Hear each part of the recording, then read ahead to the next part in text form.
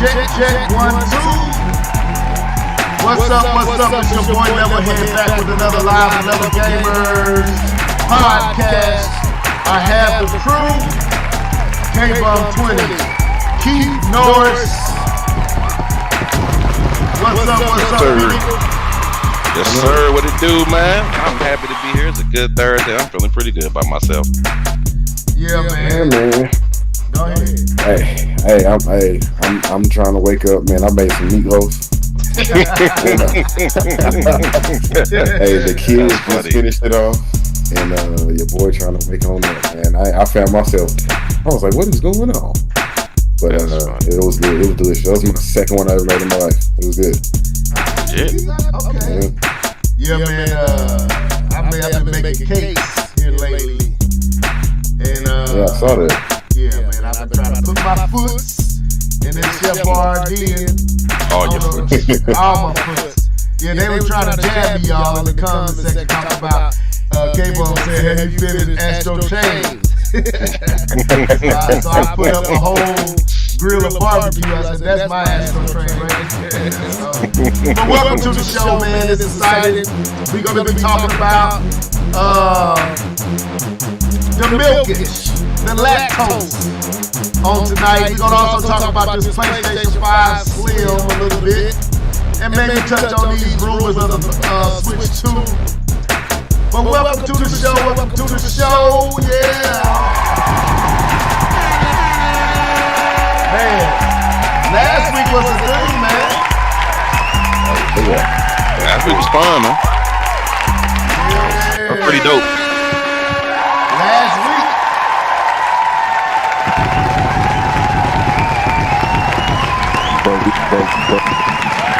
But we got smashed, bro.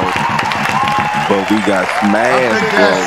I think that's the best sample in the game. But we got smashed, bro. There's nothing better than that sample right there. I don't know what you was on when you said that. I don't know how I caught it. But that's the best sample in the game. Welcome to the show. TKO, you. Welcome to the show. This is your boy Levelhead. Man, last week was a good one, y'all. Last week was a good one. I went back and watched that.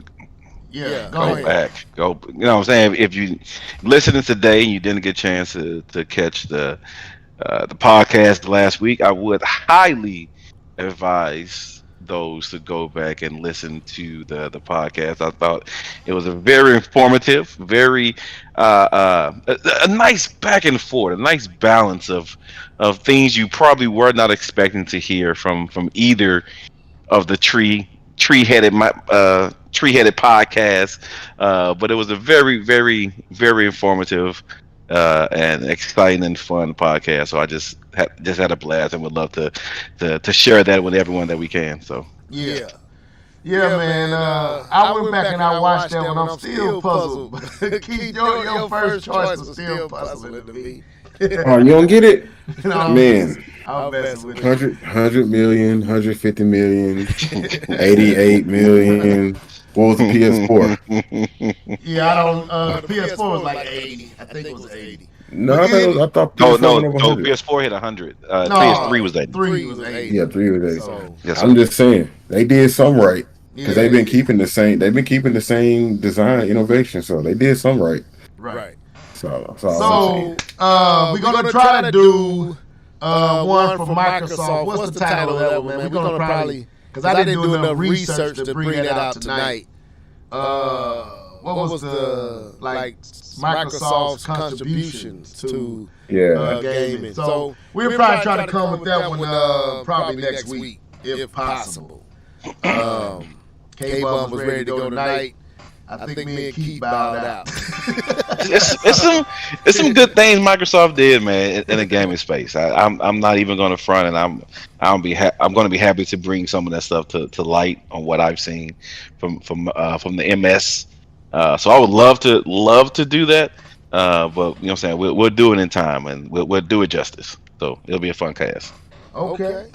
Now, with that being said, who has been keeping up with the let me turn on my phone just trying to talk. All of a sudden, out of nowhere, it wants to talk to me. Who has been keeping up with the invasion? I seen the latest episode today. Okay. What y'all think so far? I don't know if I'm fully invested yet. It's dope though, and I saw that conversation that everybody was talking about with Don Cheadle's character and Samuel Jackson character. I thought that was a pretty good conversation. It's like, man, help me out, bro. Basically, help me out. Help my brother out. Yeah. K-Von, what's your thoughts so far? I'm enjoying it. I think we've been needing something grounded. Everything has been too superhero-ish, if I can say such a word. It has that Winter Soldier type of feel to it, that grounded spy versus spy, or betrayal type of show going on. So I'm digging it. It's definitely different than WandaVision or Loki or Captain America, or any other series, Miss Marvel. It's different, and I like that. And I think Samuel's in his bag. I think Samuel's been acting his butt off, and I've enjoyed every minute Samuel has touched the screen, even if it was old Samuel, even the flashback with young Samuel. I think he keeps you glued to the screen. So I'm so far liking it. I like the villain in the series so far. I think he's good. I think what they're doing in that space, I think they're doing that justice. So I'm pretty excited. I like it. You know what I'm saying? It doesn't have to. Everything doesn't have to be mind blowing. Just a good grounded series is good, right? It doesn't have to be everything. That doesn't have to be in game, right? You can have some stuff that's much more grounded. So I'm enjoying it. Let me ask y'all the question before we move forward. What's the best role you've ever seen Samuel Jackson play? And I'm gonna tell you the one that I think that he's played the best. And if y'all got Apple TV, I can't remember the subtitle, but it's Ptolemy Gray. He basically plays a guy, an older guy who's losing his memory or lost his memory, and he goes to this doctor and he gets his memory back, and he's helping this young girl. The young girl, she played in that movie Power with Jamie Foxx. I haven't seen that. Check. You haven't seen? Okay, that's on Netflix. Does that sound better? Does that sound better? You sound normal to me. I think it's when it's on the live, it sounds different. Okay. Nia, let me know if I still sound like I'm coming out of two different spaces. I think I may have figured it out. What was wrong in my settings? Let me know if I'm coming out two different spots. But go ahead, Keith. My bad. But yeah, Ptolemy Gray. I think that to me, that's the best. The last days of Ptolemy Gray. That's the best I've seen Samuel Jackson. Like when you say he's in his bag, man, dude killed that role. I think it's only like 8 episodes. Something like that, but yeah, y'all should definitely check it out. Okay. It says on Apple. Yeah, Apple TV, yeah. Okay. No, for me, I'm enjoying the invasion. I'm invested. Like K-Bum kind of hit it right on the head. That's what I said about it. It feels like more of a Winter Soldier, kind of down to earth, kind of the plane has come out the sky, so to speak. And I think Samuel Jackson just brings a level of acting and believability that just sucks you in, because when they was on that train, he was questioning that conversation. Yeah, and I was like, he said, my mom used to say, tell me what. I was like, man, tell me something I don't know. Right. Hey, so I learned something. That may have been a true story. A true story about Samuel Jackson's life. Yeah. I learned. Really? Yeah, somebody said that in all of his roles that he has written in his contract that he has to tell, or he's going to say something that really happened to him, but you're going to think it's happening to the character, but it's actually a true story happening to him, and that's probably why it felt so natural, because he was talking about himself. Okay. Now, don't quote me on that, but that's what I heard. I heard that was a true story about himself. Okay, that sounds dope. Well, I mean, he did tell it with like a level of connection that didn't seem fabricated. But now that you say that, I was just like, that brother can act. But he ain't as bad. Man, But anyway, so welcome to the show. We're excited. Nia, I finally got this. I didn't know you were still making videos on YouTube like that. I ran into one of your. I knew you was on, I think Twitch and all that. I don't get a chance to get over there a lot, so it was cool seeing your stuff, man. I'm gonna try to patronize and check you out more often. Like I said, one of these days we're gonna have to get you on the show again. Get your thoughts on here because you're always keeping us right in the comment section. And guess what? I'm not guaranteeing. K-Bone don't be like that. I'm ready for this. I may check out Xenoblade. I may check it out. I may. Mm-hmm. Is it turn-based, Keith? Is turn-based? Not necessarily. Okay. The newest one? Nia probably have to explain it better, but it's not necessarily turn-based. It's like live action, but it's auto attack, right?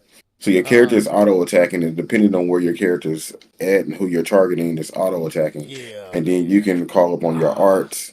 It can get complicated, man. I was watching some videos, and man, these dudes are incredible. That's all I can say. They had like level 20 fighting 50 level bosses and destroying them. Man. MMO style. It's more MMO style than anything. So it just be hacking and you ain't doing nothing. It's just run up to them and let the computer do what it does. I may try it out, man. I may try it out, Nia. Well, there's a strategy to it. You know, it's not. You won't just be sitting there watching the game. You need to be, moving the arts around, using the right type of fusions and all this other stuff. So it's not what you think. It ain't.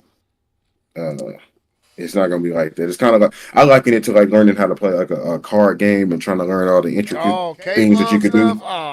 Nia, I was. It ain't a card game. What I'm saying is it's learning the system, basically learning the system. He's just a hater, man. That's all it is. It's a hater. I know exactly what it is. My World of Warcraft friend over here. What is it? Dungeons I don't play Dungeons and Dragons. I don't play Dungeons and Dragons, and I don't play World of Warcraft. If you're gonna get it right. What is it, K-Bone? My bad. Tell me what it is. The one you're making fun of the most it was Yu-Gi-Oh! That's what I was playing. I was playing Yu-Gi-Oh! I was playing Duelist Rose or Magic the Gathering, the card game. Magic the Gathering. That's what I was thinking. There you go. I know you play. I forgot you play. See, you gave me another one. I forgot you play Yu-Gi-Oh! Yeah, let me tell y'all this story real quick before we get into what you've been gaming. Crap. I gotta tell it, K-Bone. I gotta tell it. So we all sitting up at we used to meet up at this spot. It was a church, and the minister had a apartment above the ministry, and so we all meet up there. And I brought at that time I think it was my GameCube over there. It was GameCube. And I brought Def Jam Vendetta because everybody. I was the limelight of the party, Keith. This dude. Let's be real. Now, when I brought that GameCube, when I bought that GameCube, when I bought Def Jam Vendetta and that Mario Kart, it was the limelight because you can get 4 controllers. So anyway, now I know K-Bone was a Tekken, Madden type, so I'm thinking, of course he's not going to touch a GameCube. So, and he didn't. I did. I love Mario Kart. Don't do that. Yeah, I play Mario Kart all the time. But thank you. I came up there, Keith, and I see my boy sitting over there, and I'm like, what is he playing? What is this on his PlayStation? What? My dude is playing Yu-Gi-Oh! Duelist Rose. Duelist Rose. I was up there. Came up, I feel bad. I was like you. I was like, dude, what you playing over there? So we playing the wannabe Pokemon, huh? Anyway, so. Yu-Gi-Oh! If I'm not mistaken, I believe Yu-Gi-Oh! Predates Pokemon, but that's cool. Oh, it does. See, you would know. I don't keep up with Pokemon. It predates it, but that's cool. Anyway, y'all. So welcome to the show. But we got Smash Bros. Though. Nia, you was not late. We are about to go into, I guess, one of your favorite parts of the show, and that's when we take you to church. So we go ahead and get ready to bring the offering plate around, and let's go. Yeah. You know what time it is. It's time for What Have You been gaming on? Sing it, folks. Let's go. Hey. What you been gaming on? What you been gaming on? What you been gaming on? What you been gaming on? What you been gaming on? What you been gaming on? Gaming on, gaming on, gaming on.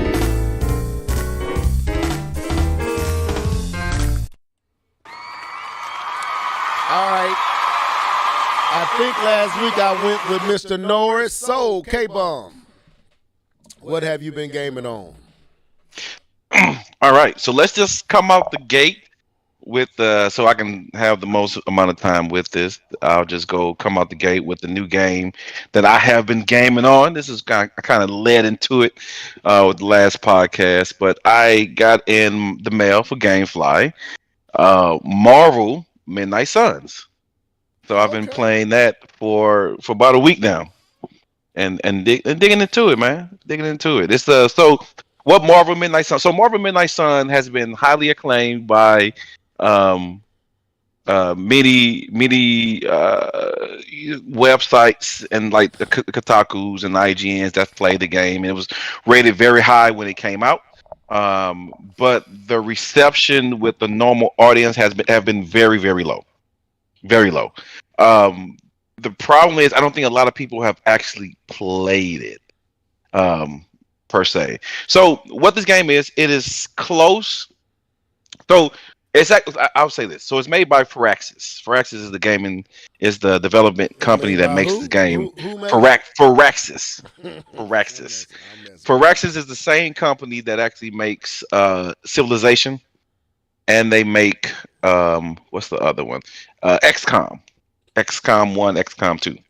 So it's the same company. So they make these turn-based type of games, very similar to Mario versus Rabbids.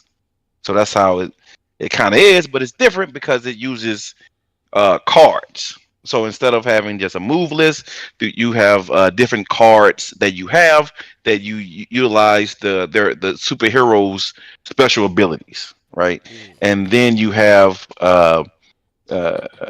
you pretty much pick your player, and then you can you create your character within the story. So it's a Marvel story. It's a Midnight Sun story. Midnight Suns are the people who deal mostly with supernatural type of events. So it's not the Avengers, it's not the X-Men, but it's the Midnight Suns, which deal mostly with supernatural type of things. So you have Blade, you have Magic, you have some of the other people that you may not really know, that they're not really mainstream, but Blade, Magic, Moon Knight, people like that deals with these type of threats. So the game to me, and again, I play both turn-based games and I play card-based games. So for me, it's fun. I'm enjoying it. It's very deep. Like, it is very, very deep. I like the combat. I like the card systems. I like the enemies, the variety of enemies and the types. So I've been having a blast with it, actually. To be honest with you, I've put about, how many hours have I put in so far? I've put in 16 hours. Wow. Didn't feel like 16. I put in 16 hours so far. And it's a fun game. I am fairly enjoying myself. Also, I'm a big Marvel fan, so that helps. If it was DC, maybe I would still like it, but since I'm connected to these characters because of being a Marvel fan, it helps. And so I've been enjoying the game. I think it's a good game, especially if you play any of those games that are named like Civilization or XCOM or Mario vs. Rabbids. If that was your first time, I think people will get into this and enjoy it. I think it's well made. It just didn't hit home it's more of a niche type of audience instead of a wider range. But same thing with the Guardians. The Guardian was a great game, and it didn't sell well. So not sure when it comes to video games, and it comes to Marvel video games, not sure what's going on there. But I like it. So that's what I've been gaming on. I have the other games I've been playing, like Madden, FIFA, 2K. The milk, the lactose. I'm not even gonna get into it because it's not as important as the new game I've been playing. So that's about what I've been gaming on. Okay. That was a lot of lactose, but I enjoyed that. Now, Nia, I think you got the right person. K-Bum doesn't like turn-based, if I'm not mistaken. I play turn-based. No. I play Civilization. I have Civ 5 on my Civ 6. 6 or 5 out. I have the latest Civ on my phone and on my computer, and I have XCOM 2 on my phone and on my PlayStation. And I've been playing Midnight Sun. No, I play turn-based games. I don't play JRPGs. Is what I don't play. I don't play JRPGs, but I do play turn-based games. Why not JRPGs? I don't play. I'm not a big fan of Japanese style games. I don't play really any Japanese style games. You don't find. You can go through my catalog of games that I play, and it would be hard fetched for you to find a Japanese type of game in my catalog. It just doesn't appeal to me. I don't know why. He hates on the Japanese, man. He be hating on. I don't know why. He loves Sony, but he don't want the Japanese titles, man. It doesn't appeal to me. I don't know what it is. It just doesn't. He Never has. He hating on the Orientals, man. Wait a minute. You gotta stop, man. You gotta stop with this racial stuff. Wait a minute. The podcast gonna disappear. Hold on. Wait a minute. I'm joking. Anyway, Mr. Norris, come on through. What you been gaming on, bro? All right, I'll start with Xbox. Went back to playing Tunic a little bit, not much. On Game Pass, you know what I'm saying? And I went ahead and downloaded Exo Primal since it's going to be day one on Game Pass, and I've already pre-downloaded Starfield 2. Not Starfield 2, but Starfield. Anyways, so I got those downloaded. But the new game that I've been playing on, and Nia already called me out, she said, "You're never going to finish Xenoblade Chronicles 3. I will. I promise I am. I've been playing on that too, but I'll get to that in a second. But the new game I've been playing on is called Master Detective Archives Rain-Code. Something completely out of my wheelhouse. It's made by the same guys who made Danganronpa. I think that's how you say it. I'm really impressed by y'all, man. I got to step my game up. Who his name? Keith? What? Dangler? What? Danganronpa. Danganronpa. I never played. I've always heard about it. That sounds X-rated, but I'm gonna let you slide. Dude, it didn't sound right. I was like, Danganronpa. Like, okay. I think it's Spike Chunsoft. Anyways, it's a murder mystery detective type game. I'm not even gonna lie to you. It's so much talking. They talk, and it's a detective game. There's literally little to no action, almost, outside of the death match, and then there's like a few little mini games that you go through. So let me see if I can set this up. So this guy, he wakes up on in his closet, and then he runs to this train. He has amnesia. He doesn't know if he was a master detective or he's just a trainee, so on and so forth. He meets these master detectives, and they all show that they have something called a forte, which is special abilities, and he doesn't know if he has a special ability. So anyways, something happens. He has to figure out what happened. He has this death god or death little ghost thing. If you go and look at it, it's this little purple looking thing, who helps him solve the mysteries. So, and then she has this ability where she can take him into a labyrinth, like a master detective type labyrinth or whatever. And in this labyrinth is where you go and you figure out all the little small details. And I guess it seemed like time stops in the real world. Anyways, he goes in here, figures out the details, come back out, and he's able to solve the case. But it takes so long to get it started. I'm not even gonna lie to you. I fell asleep several times just because I play it late at night and stuff like that. But I'm not gonna say I'm falling asleep because it's boring. It's just I'm getting older. But anyways, I'm really invested in the narratives, the story. K-Bon, all they do is talk. There's a little bit of reading, and 90% of this game is voice acted. I promise you. Sound like my type of game. Maybe, I don't know, but Maybe. I think it's pretty cool. I haven't made it far. Right now, I'm solving the cases. It's called the Nail Man. This guy is nailing people, like his calling card or whatever. He'll nail people to the wall after he's killed them or whatever. So I'm trying to figure out that mystery right now. But it's actually pretty fun. But like I said, it's so much talking to the point where I'm like, and the other game I've been playing is Xenoblade Chronicles 3. And I've been really trying to learn the battle system. And I think that's the thing that keeps turning me off, because I've been kind of like, I learned a little bit and I brute forced my way a little bit, but then I ran across this boss and he was like level 29.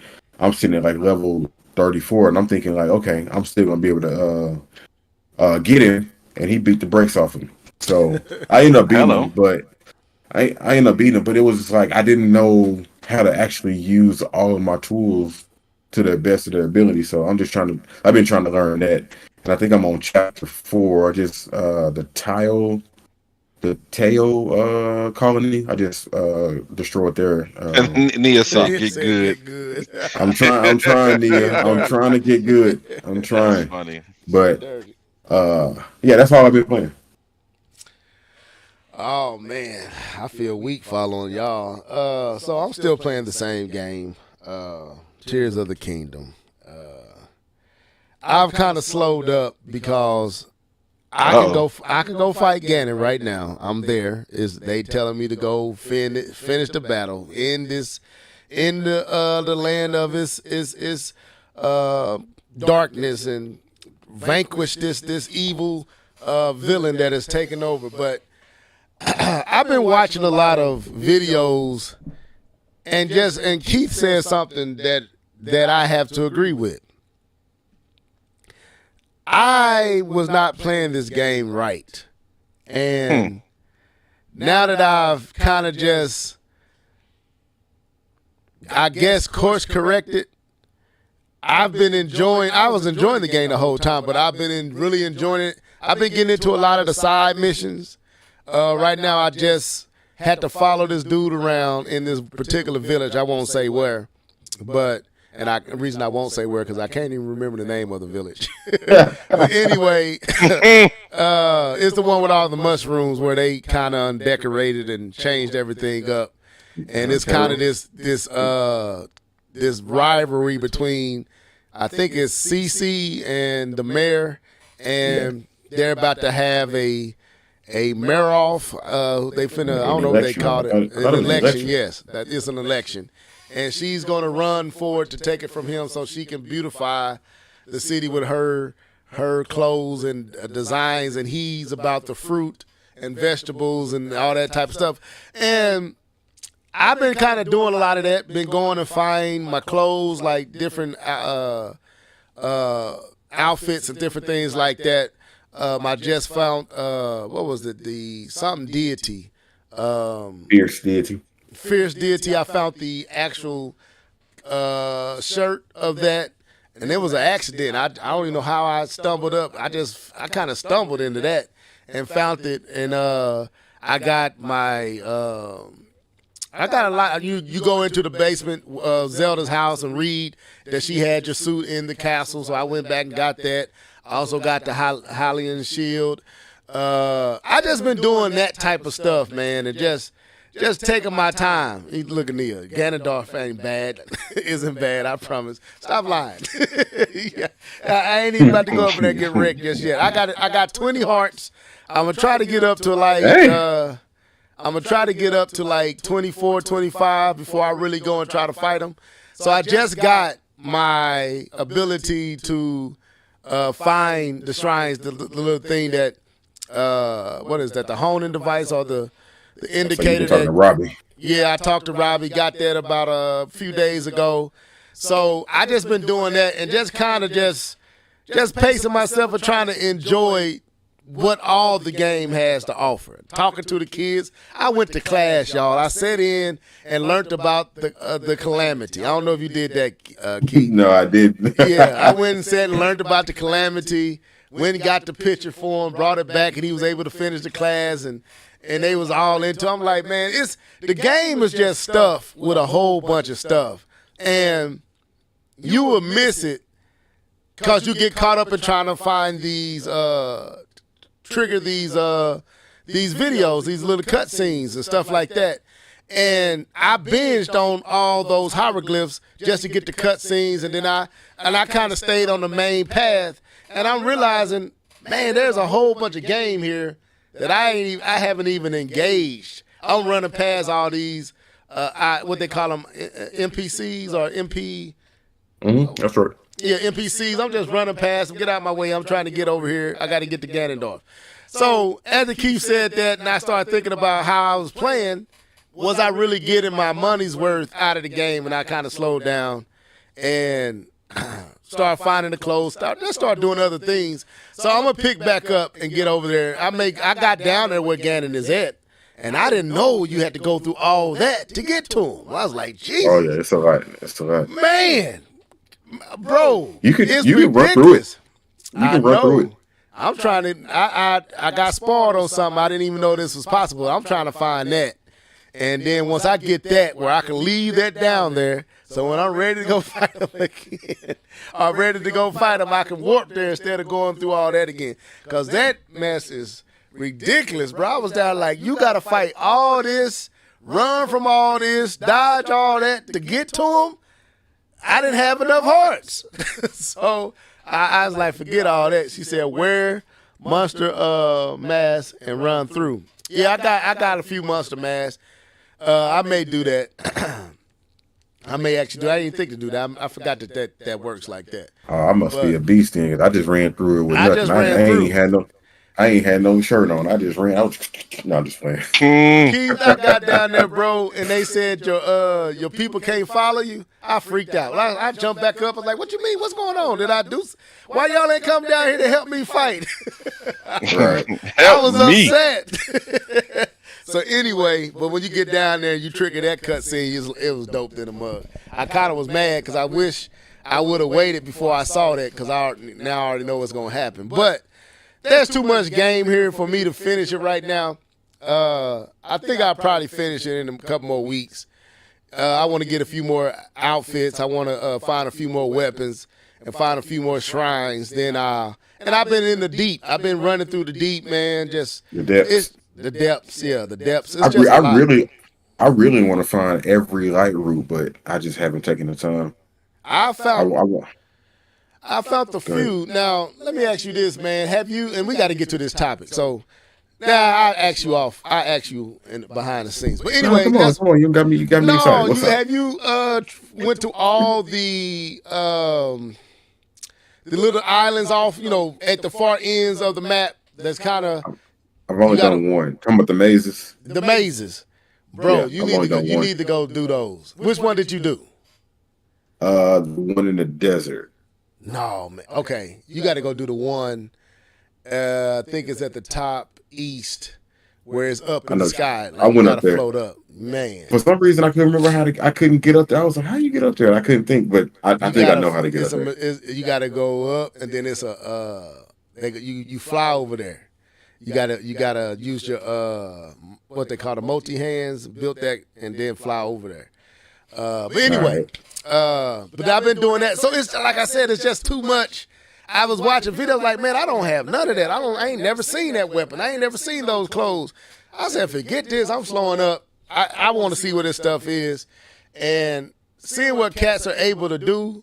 What was that they was doing, Keith? I said, man, have you ever seen this duping or something like that? I was like, God, how they figuring all this stuff out? But anyway, so I've been taking my time, man. Give me about another week or two, and then I'll go ahead and actually go face Ganon and see if I can whoop him up. This will not be a Metroid Dread situation. I will beat Ganon, and I will be able to have the conversation here on the Live 11 Games podcast. But anyway, other than that, I haven't been playing anything. I actually played off TV. That's how much I've been playing. Wow. I took it out and was playing handheld. I've been playing this game, man. Yeah, I'm in the bed. My wife looking at me like, really? Like, I'm put my other dock in the bedroom, take over the TV in there. Oh man, I've been binging on it, man. So with that being said, that's what I've been gaming on. So let's get into this first topic, and it's gonna be our main topic. We kind of started this I want to say last week, K-Bum made a statement about milking. And Keith said something that intrigued me, both of them. He said, you know what, when you really look at it, he said Nintendo is not actually the worst at, thank you, Nia. Thank you. Look at you. You'll beat it. Proud of you, Level. You'll beat it. I will beat it. Guarantee I'm going to beat it. But anyway, and so we know it to be true, but I thought it'd be a good idea to explore that subject on tonight. And so that's the title of this podcast on tonight. And the subject we're going to be dealing with is too much lactose. How many people here are lactose intolerant? And the question is, has milking crippled gaming? Has the milkage? Now, y'all see this thumbnail. You see all these Call of Duties just stacked up. And we know the first Call of Duty released in 2003. And from my understanding, there's close to 22 Call of Duty entries. And we're going to look at some of this. So the question is, has milking crippled gaming? And we want to explore, if it has, the many ways it has. So I'm going to let these brothers come in. Who want to kind of come into this first? I'm going to pull some stuff up real quick. Hold up. Okay, Bun, you can go first. That is it. Sure, I think you should go first. I got an interesting take on this.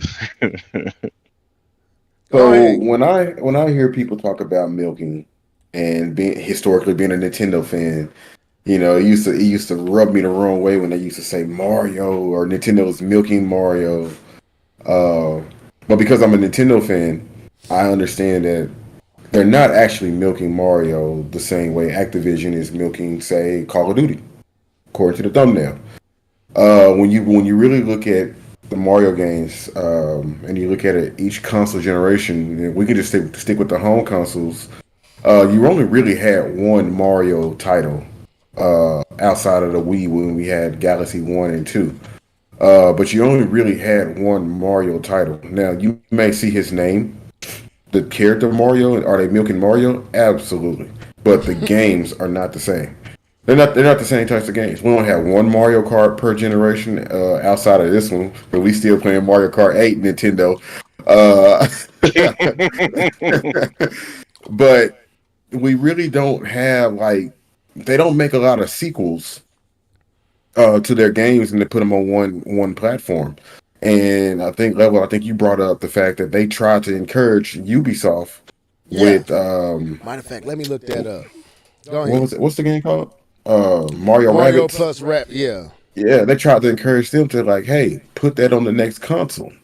Because it would have fared better, you know, and it would have gave somebody like, oh, look at this, and they finally put it out. But when you put so many games, especially those niche types games, if I said that word right, if you put so many of those types of games out back to back, man, you're gonna lose your audience. And I think that's already happened to that Mario plus Rabbids game. But when I think of something like Call of Duty, and then I hear from developers saying they've actually copied and pasted before, like, yeah, that's a series that's getting milked. But unfortunately, or fortunately for the people who make the game, they're still lining their pockets. It's still selling like crazy. But that's all I got. I don't know how far we're gonna go deep into this. We're gonna go into it, but let me since you brought it up, let me pull it up so people know what you referenced. So Ubisoft was kind of talking about how Mario Rabbids, the sequel, came out too early and that it didn't do the numbers that they thought it was going to do. And they revealed one of the suggestions that Nintendo had gave them before they released it that they didn't go with. So here's the article. Well, some article on it. It says Ubisoft thinks that Ubisoft thinks the Mario Rabbids sequel came out too early and should have waited for the Nintendo Switch 2. Rumors and speculation of Nintendo's next console, widely referred to as the Nintendo Switch 2, have really heated up this year. Some believe it could be announced or even launched before the end of 2023. Not going to happen. Nintendo has surprisingly remained coy about it, only saying that it has no plans to launch new hardware before the end of March 2024. I've never seen that, but despite that, one game has now been officially confirmed for Switch 2, not from Nintendo, but Ubisoft, which admit it had plans to bring Mario Rabbids Sparks of Hope to the next console. Although it performed well critically, Sparks of Hope wasn't quite the sales success Ubisoft had hoped, which I hate Gillett. I ain't finna even try to say that. Partially blame on it being too similar to its predecessor. We had already released Mario Rabbids game on Switch, so by doing another, we had two similar experiences on the machine. This person tells. Apparently, Nintendo even suggested, this is what Keith was referring to, apparently Nintendo even suggested that Ubisoft hold off on launching Sparks of Hope until its next console was out, advising wishes he hadn't ignored. I don't know how to say that, dude. Guillemot? Guillemot.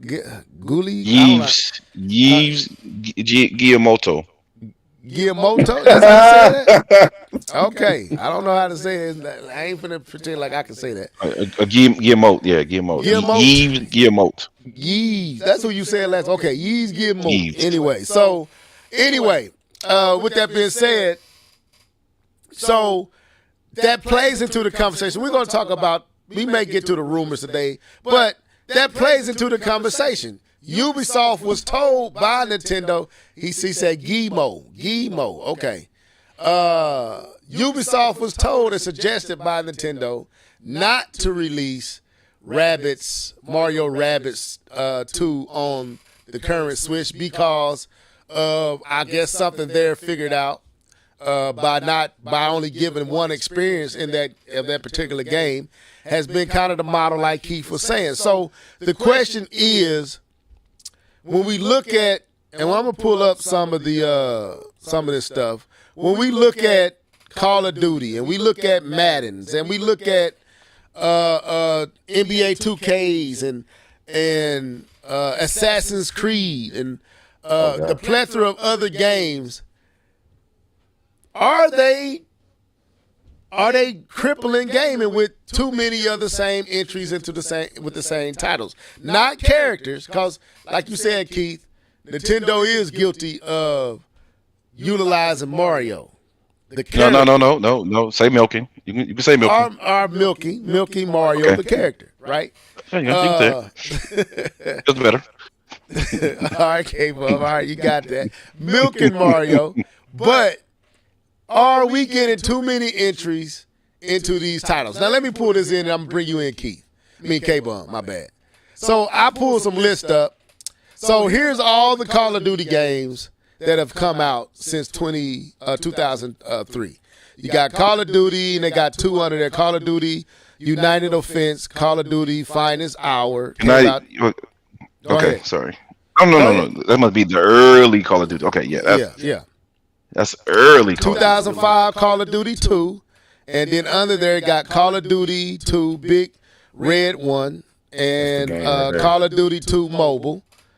In 2006 Call of Duty 3, and under that you get Call of Duty 2 Windows Mobile in 2007. And then 2007 you get Call of Duty Roads to Victory. Call of Duty 4 Modern Warfare, all 2007. That's when it starts. And then under that, it got Call of Duty 4 Modern Warfare, Nintendo DS. What you mean? The DS had a Call of Duty? Wow. And then Call of Duty Modern Warfare Mobile, 2007. I mean, you don't have to go through all of them. No, I got to go through all these. Let me go through them. You don't have to go There's a through couple all more. of them. You're taking my time. All right, just a couple more. Just a couple. I won't say all of them. Call of Duty World at War 2008. Call of Duty Modern Warfare 2 through 2009. Call of Duty Black Ops 2010. Call of Duty Modern Warfare 3 2011. Call of Duty Black Ops 2 2012. Call of Duty Online 13. Call of Duty Ghost 13. Call of Duty Advanced War 14. Call of Duty Black Ops 3 15. Siege 16. Infinite Warfare 16. WWE. Oh, that's wrestling. Anyway, it's a lot of Call of Duties. Lord Jesus. So, K-Bomb, what is going on with all these Call of Duties? It's the milkage crippling gaming, man. Go ahead. The floor is yours. Okay. So, I have an interesting take on this. And it's probably different than what anyone else is going to say here, because my answer is actually no. Here's why. What I believe is ruining gaming is not the milkage, because we're looking at the symptom. We're not looking at the sickness. The sickness is. I need some organs up in this joint. Anyway, go ahead. The sickness is the cost of game development. That is what's ruining gaming. Because if you remember, back in PS2 days, PS3 days, early PS4 days, because that's when it started getting ridiculous. It didn't matter how many Call of Duty that were printed, because there were so many other games out there. If you look at the shooter category, there were Army of Two. It was a shooting game called Black. It was EA had their shooting game. It was Battlefield. It was Battlefront. It was Medal of Honor. It was such a competitive market that even though they were reproducing Call of Duties, there were other shooters out there that people can play. It was so many. Let's take your example for Madden. When Madden was in his prime, we had Madden. We had 2K. We had 2K had own football game. You had QB Club. We had another football game. I don't remember all the football games' names. There was about 4 other sim level football games going on at the same time. Give me one quick second. I got to change my headset battery. It's beeping on me. It's going to go out. So give me one quick second. What's up, DJ Fanatic? Welcome to the show. I see you out there. Welcome to the chat. So while K-Bum was getting that together, I got up right now. I got up Madden, and you see. Go ahead, K-Bum. You back? Is he back? Okay. So. Okay. Can you hear me? Yeah. Go ahead. Okay. I'm back. So, and even taking let's say baseball, right? When because 2K was the one running baseball, they got the license. But before they got the license, you had RBI baseball. You had 2K had their baseball game. You had Inside High Heat, and you had something 9 in this pitch or something like that. There were 4 companies that were making baseball games at that point in time. Even in hockey, there were about 3 companies making sim hockey games. Basketball, you had 3, 4. Xbox had their own version of sim basketball. EA had their version of basketball. 2K had their version of basketball, and there was another basketball. There was so much competition with all other games during that time frame that it really didn't matter that you had these games reproducing and coming out on a yearly basis, because there was so much competition, and the competition drove advancements in gaming. What happened was the cost of gaming got so high that you couldn't make a game if it wasn't going to make money. All right, let's jump to the cost of gaming. So this is what I pulled up. Do you know? So there was a leak on uh, how much it costs to make The Last of Us 2 and Horizon. Mm-hmm. You know how much money it costs to make Horizon? This is just gaming development. It was 200 What, million. 200 million? $200 million. Mm-hmm. That's not a lot of money to gamble. Well, they did. Did they make? I mean, go No, ahead. they made it. Those games made it. Those games made their money back. Okay. But we're talking about new IPs because what we're asking for them is to do something different. Don't just give me the same game. Give me something different. Give me a new game. Stop reprinting Call of Duty. We said the same thing with Assassin's Creed. Assassin's Creed, stop.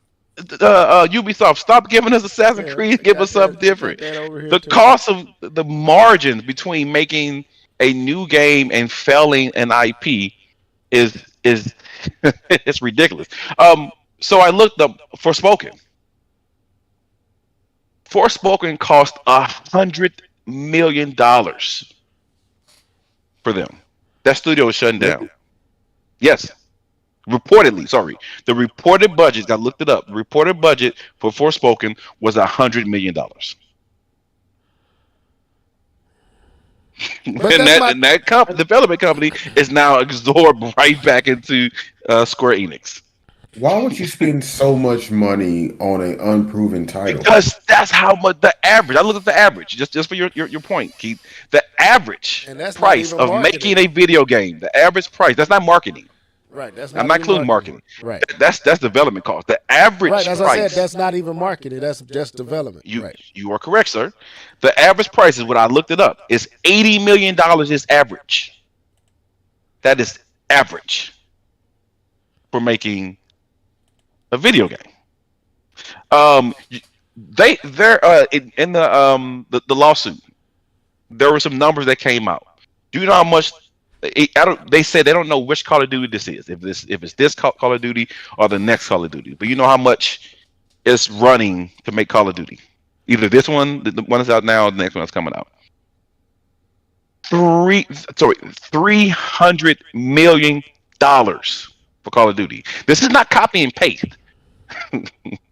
Because I'm gonna let you guys into something. Because a lot of people make Call of Duty an easy target, right? And for years, it was copying. It wasn't copy and paste. Let me not say that.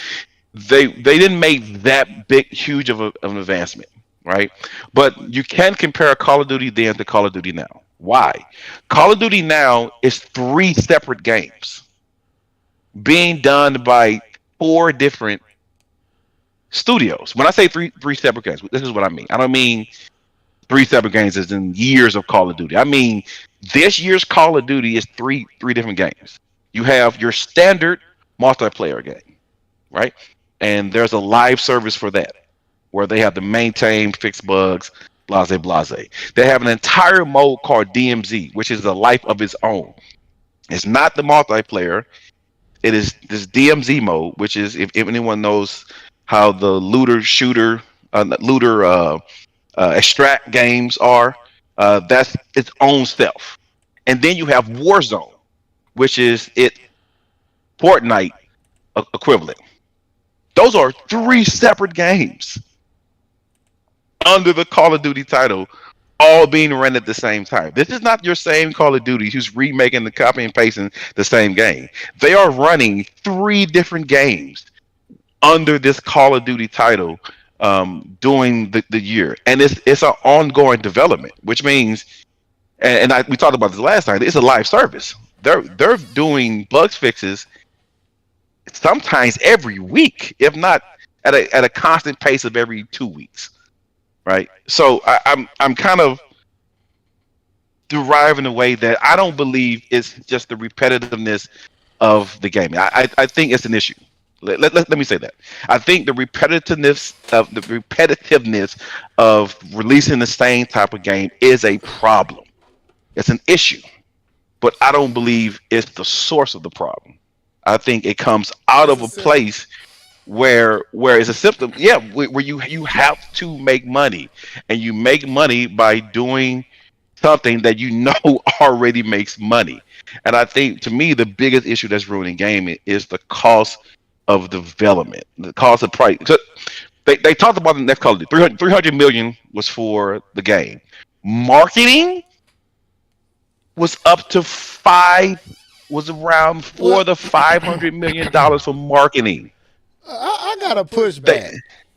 One more point. Go They ahead. said the next GTA, the last GTA cost around $1 billion, bro, and Right. that's game development and marketing. $1 billion. I'm gonna say this.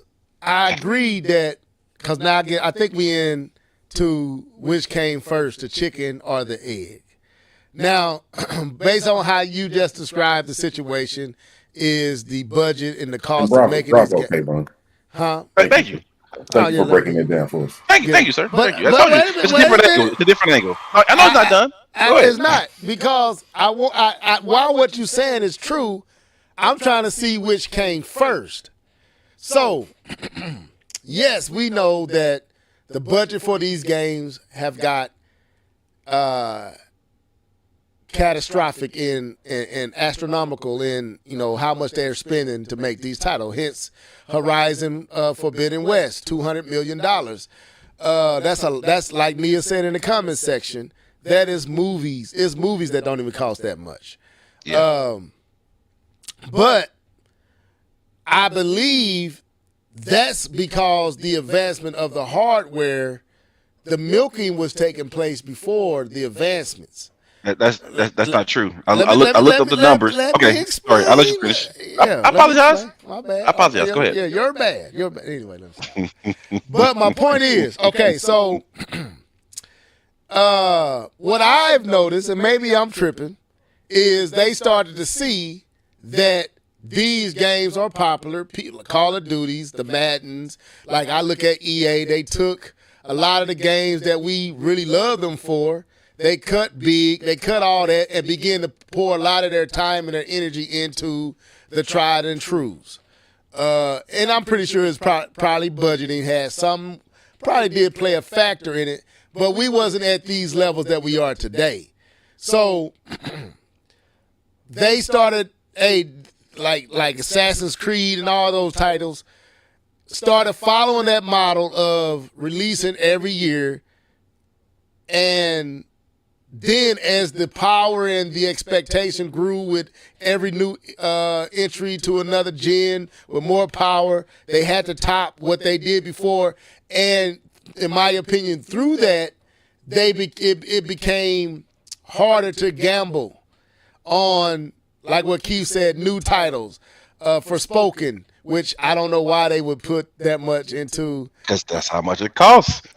But okay, that's how much it costs. It's a triple A to make a triple A game. That's how much it costs. That's 80 how is much average. it costs. Right. Okay. So my point is, can we say that they did that because of the budget, or can we say they did that because it was easy, and then as power increased and expectation increased and graphics increased and we became what's the word, polygon counters and teraflop checker outers and everything else we started checking for as they was trying to sell us on these new systems, then they had to live up to that.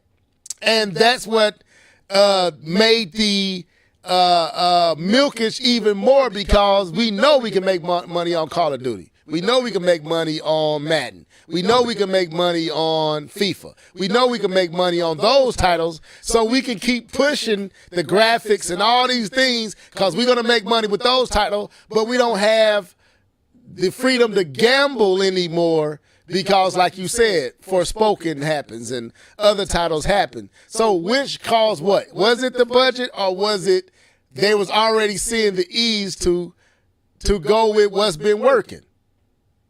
I can give you my point. Let you want Keith to go, because I have a pretty good. I'm trying to understand. So you're saying, say your question again, because I'm trying to make sure I'm saying, correctly. okay, I believe the industry started to pull. They started going to what worked. Call of Duty was prime example. Call of Duty came in and it became a phenomenon of a type of game where people were just heads over heels about Call of Duty, especially that particular entry. It just became It started at Modern Warfare. Yeah, it became astronomical. But the graphics and stuff back then, I don't think the budgets were ultra crazy at that time.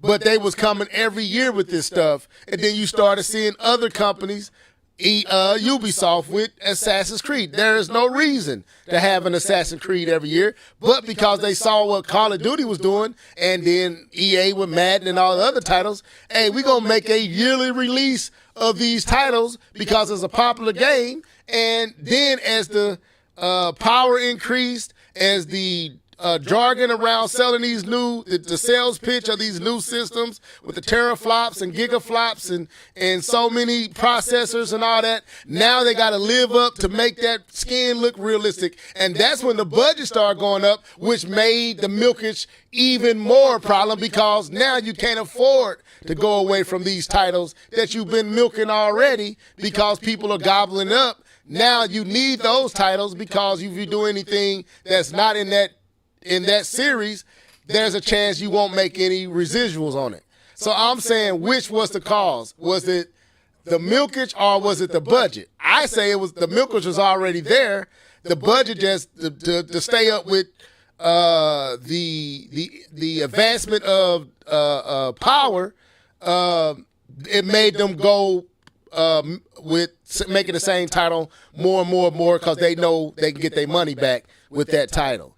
So I'm asking which was first and what caused what. I believe is the milkage caused the problem from the get-go. Milking these titles, and as power got more and more powerful, the budget got bigger. Now they got to stay with these titles.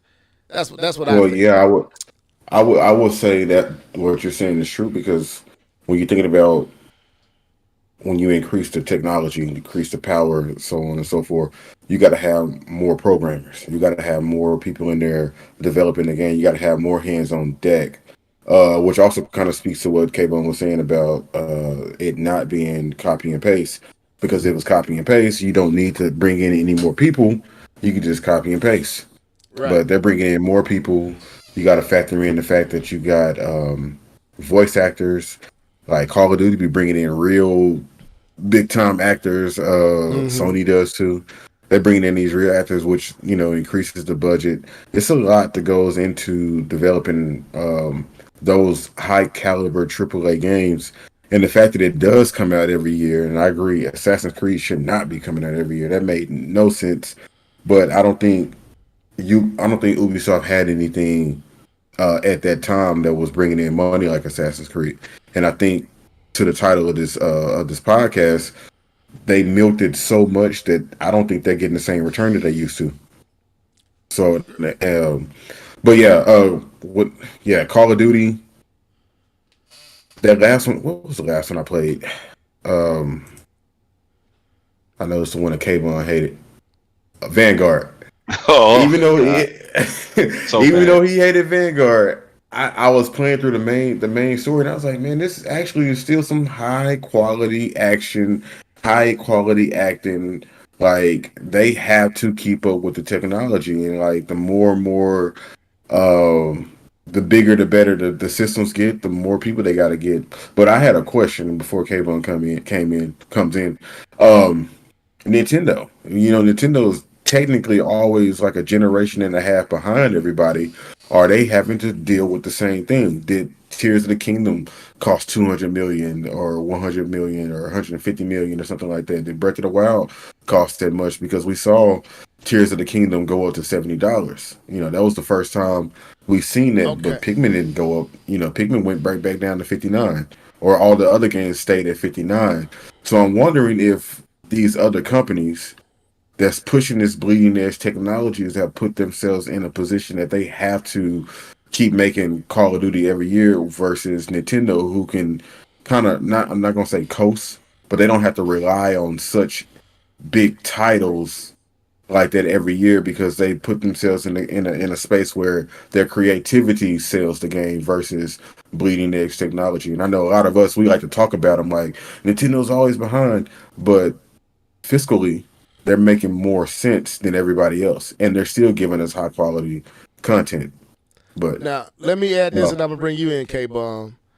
So Nia put in comment section. I think she said Nintendo is cheap. I guarantee Tears of the Kingdom didn't cost as much as these others to make.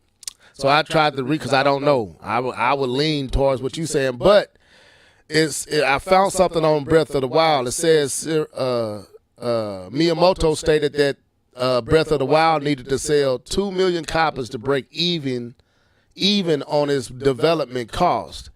And when they did the numbers, that would mean that Breath of the Wild cost $120 million to develop. Now, that seems lofty for Nintendo. But did you say 200 million copies? It needed to sell 2 million copies to break even on development costs. So development costs $59.99 US. We'll use the number. I know Nintendo doesn't actually pocket that. That's what he's saying, but that would mean that the game costs approximately somewhere around $120 million. Neil said, "Never mind what I said." So I don't know. My point is, I can get to my point because I would like to get to it. Go ahead. Okay, so you're talking about it. Was it that they were milking first, and then the budgets got out of control when they started to go up with the more graphics and different and higher systems and more RAMs and more teams development. Yes. Call of Duty 2, not this Call of Duty 2, but the first Call of Duty 2, Modern Warfare 2, came out in 2009. Guess what its budget was? I don't know. $250 million. Oh, gone it. In 2009. Which one? Black Ops or no? The first Call of Duty Modern Warfare 2. This is after the major hit that Call of Duty 4 was. Call of Duty was the first because they had Call of Duty beforehand. Call of Duty 4. That's for the was a massive hit. So Modern Warfare 2, MW2. That's Black Ops. Down, you gotta go down one more. So that's 3. Hold up, Black Ops is probably before that. Then Modern Warfare 2. Yeah, to your left, right there, 2009. Right here. Its budget. That's for not for the DS, but yeah. Its budget. I got it over the right one, man. You leave me alone. Was $250 million in 2009. What system is that? PlayStation 3? It doesn't say. It just says. What system? Yeah, PS3. That's PS3 time frame. 360, PS3. Okay. That's PS3 time frame, right? Processor. Right. No, that's not why it's $250 million. So, what? Back to my point. All right. So, what we saw towards the PS3 era and the beginning of the PS4 era, what we saw, I'll say one name, and that'll sum it up. THQ. What we saw was a mass closing of development companies. Yes, we did. That's true. Mass closing of development companies. THQ went belly up. Sony had several studios. Their UK studios went belly up. Some of the 2K studios that they had belly up. Some of the pieces that Rockstar had that they were doing to make other games like Bully, belly up. That's why you don't see a bunch of Rockstar games anymore. You see Red Dead Redemption and you see GTA. But back then they were making Bully, they were making other titles. You see, there's 2 titles now. They're closed. They're closed. And in this time frame was a time frame when so many development companies were closing left and right, bro. I got a thought for that. Go ahead. I got a thought for you. And so what happened was these publishers, they clammed up and says, we're gonna make titles that make money. We don't have the luxury to experiment. And so you start to get a lot of these milking of these titles started to come out of this necessity to make sure that they're making money on their end, because if you made one bad game, that could be the end of your studio. It was that clear. One bad game, because prices was already at that point started to rise. That one bad game could destroy your entire development team, and now you're closing studio or you're praying for somebody to buy you up. Mm-hmm. And to me, that is what pushed this, urge to make these games, these repetitive games. Like I said, the Call of Duty was already coming out, but it wasn't that bad because there was so much competition. Madden, it was so much competition. 2K basketball was so much competition. So, it really didn't make a difference. So the Xbox 360 and the PlayStation 3 jumped to 4K, or jumped to 1080p, and the cost of that jump, are you equating it to that? No, it's not just the cost. It's not just graphics that's drawing the cost. It's not just the graphics. I know it's not because you got to make higher graphics, therefore the cost going up. No, the cost of gaming in general went up, and therefore the risk to success became wider. Right. Wouldn't you? Go ahead, Keith. My bad. I was gonna say, but wouldn't you argue that if you got a Call of Duty coming out and it's got the bleeding edge technology, and then you come out with your game and it doesn't have Nintendo on it, your game also has to have that bleeding edge technology, which also makes your budget goes up, or people just not gonna mess with your game because at that time everybody wanted the new hotness. So they were, I guess, indirectly having to create these huge budgets or find funding because they had to compete. You had to compete visually first. You know what I'm saying? It's kind of like having a plate of tacos. The tacos don't look good. I don't care how good they taste. They got to look good first. So graphically, I would say that, they had to up their budgets, you know what I'm saying? Because even though they're maybe not directly competing with the Call of Duty and the Maddens, but they are competing with them. And like I said, if they don't have that Nintendo title on them, people wouldn't letting those little small games go. They couldn't come in with a little small game. They'll be like, get that trash out of here. So they spent money on the game and closed studio. Like THQ, I would have never thought THQ was going to close their doors. But THQ was making a lot of trash games, though. Well, they lost a lot of money also in buying IPs. Oh, yeah. And then they used to make a lot of movie IPs and stuff. Mm-hmm. They lost a lot of money doing that. And I'm going to ask my question, but I want y'all to look at DJ Fanatic's first name basis question. He said, are we talking dev costs for one system or all systems the game is developed for combined? We can't really identify. We just see dev costs. So we assume dev cost means for the game itself. So that's everything involved with the game.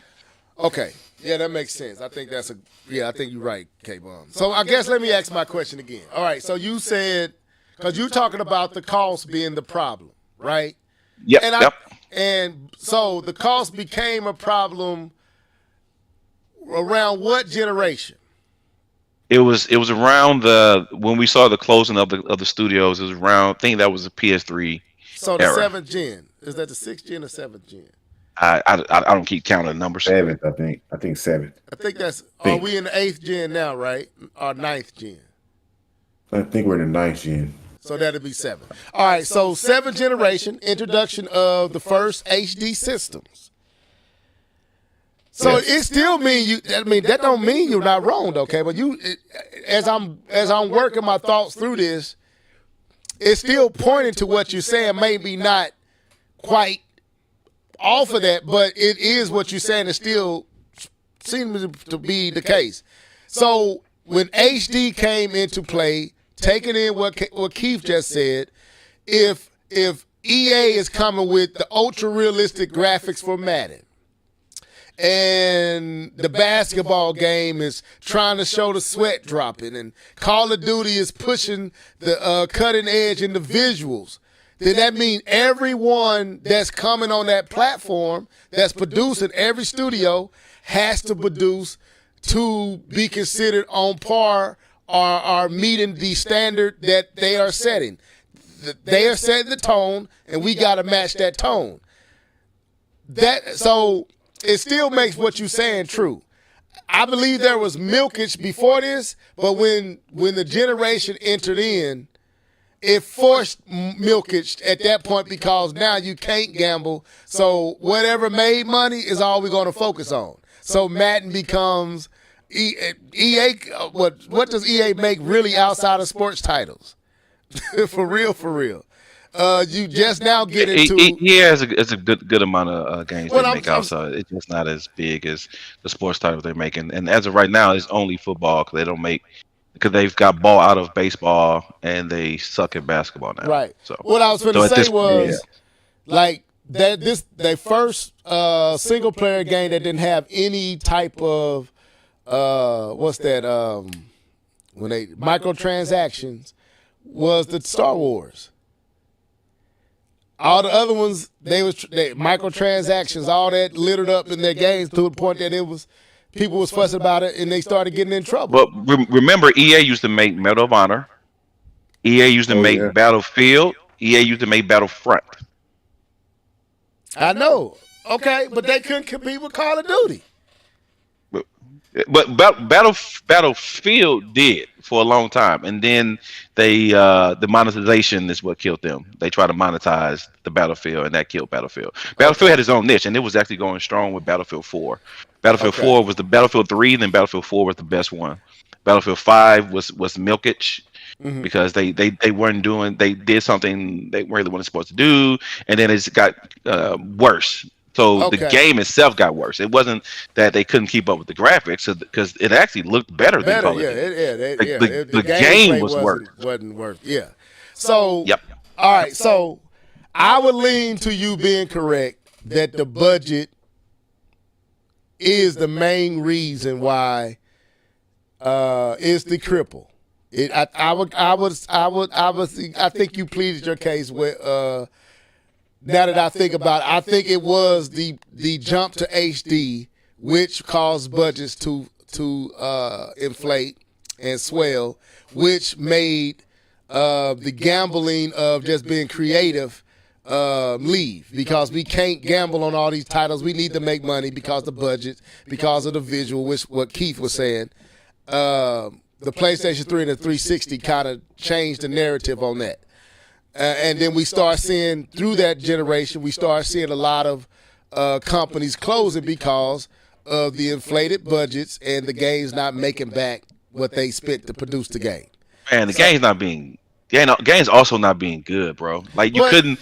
So the thing was this: you could make a bad game and not have your studio closed. But was it bad, or was people only wanting? No, you could make a bad game and your studio not closed. There was a lot of games in the PS2 era that were trash. I agree with you. There was plenty of shovel trash games being made. THQ made a lot of trash stuff. They made some good minute stuff. Now. Let's They made some trash, but you can have a trash game and not completely close your studio. Because I used to like THQ. Let's look at THQ. Ish. I like THQ. Yeah, they made some terrible titles. Because I don't want to be saying people were trash. It's been a minute since I've seen what titles THQ game titles. Let's see what they made.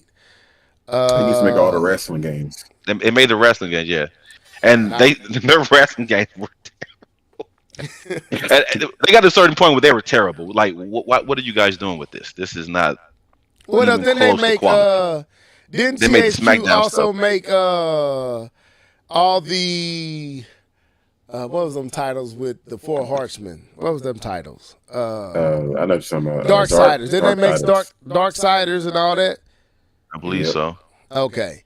Now, I'm not going to... Okay. All right. See, I know where I want to go. So I'm not going to say, yes. I'm not going to say THQ made trash titles. They made AA. They didn't make AAA titles. They were a AA company. But... They were one of the best in their heyday. They were making the stuff, bro. But, wait a minute. I know. But you got to realize. Let's... At that time, I don't even know if AAA was a thing at that time. When THQ was in their limelight, AAA wasn't even a thing. They just made games, you enjoyed it, or you did it. To me, AAA became a thing on the PlayStation 3 Xbox 360, HD, these big budgeted games, Call of Duty with the voice acting and explosions, and that's what to me the AAA title became a thing, and that's where a lot of these, not necessarily AAA games, but good games got lost because they had to try to match these budgets and these visuals that was being set and becoming the standard, and AA games lost their way. Because if you wasn't Explosion Call of Duty, if you wasn't over the top Nathan Drake, if you wasn't Kratos, if you wasn't Madden and all that, and if you wasn't under, and then it, like Keith said, if you didn't have that in to get you out of having to be that, you got lost in between the PlayStation 3 in that generation. You got lost because of that transition to high definition titles. A lot of them, look what we missing now. A lot of the 2A titles are gone. Not Midway. I remember Midway. Yeah. A lot of the 2A titles, AA titles was what's missing in gaming. They all kind of are indie. They're indie now. They're indie now. Yeah, so, they're all indie. So that's what left. And it has to be because of the PlayStation 3 and the Xbox 360. Has to be? It makes has sense. To be. No, not. Wait a minute, Kevin. Don't. Okay, I'm just. It's the language you're using, so I was questioning the language. It has to be that generation. Okay. I'm not saying it's Sony and Microsoft fault. I'm saying that generation and the leap in graphics and what it took to make games. Look at why Nintendo. Look. Okay, let's look at Nintendo. This is a good topic. Nintendo. I got an argument for that. Okay. Nintendo, and I ain't saying this is a good thing, Nintendo did not go HD because of the budget. One of the reasons was the cost of making games in HD. That was one of the reasons the Wii was still standard definition. That's one of the reasons they was hesitant to go HD until they had to. They said the technology is not there yet, all the different things, and the budget and the cost. Which in some cases they were right, and in other cases they were being cheap. But I think they made a smart decision to go with the Wii, but they messed up when they finally did jump to the next level. With the Wii U, was too late.